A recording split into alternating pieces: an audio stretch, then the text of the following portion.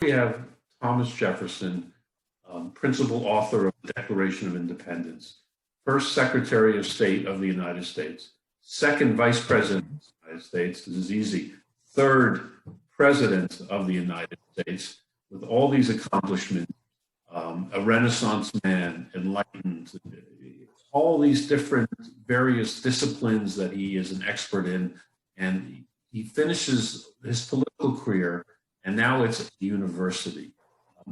Why was that so critical for him personally, and why did he think it was so important for Virginia as well?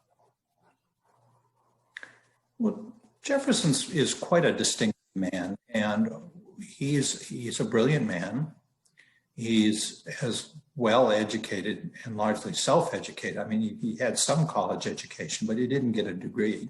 But then very few Virginians ever did get degrees. They would go off to the College of William and Mary, and they would attend for a year or two, and then they'd go off and read law and become lawyers, or they would go back to their plantation and run it. So Jefferson's not unique in not getting a degree. There were only a handful of degrees issued at William and Mary in the colonial period. But Jefferson educated himself throughout his whole life. He was a voracious buyer of books and reader of books, collector of books, on an extraordinary range of topics. And he came to see education as really the key to improving mankind. And he would use that term rather than humankind. And he saw lots of problems in Virginia society.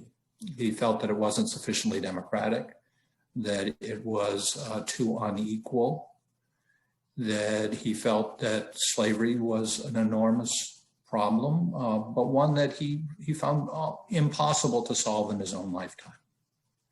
He was dependent on enslaved people for his own comforts and for his ability to buy books and read books.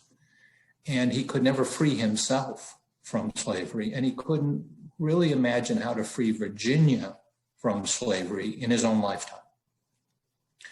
So he has a tendency to be averse to conflict, which is a tough quality to have if you're in politics. So he liked to be above the fray as much as he could, and people would urge him to invest his political capital in pushing overtly for the kinds of reforms that they knew he wanted privately, like the greater democratization of Virginia and some sort of program of gradual emancipation. They would push him, take a lead on this.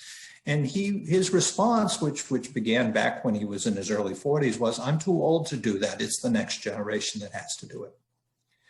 So many of the strands of his thought come together in the belief that the way to improve Virginia, and he was very focused on Virginia, much more than I had understood, rather than the entire United States. And he referred to Virginia as his nation.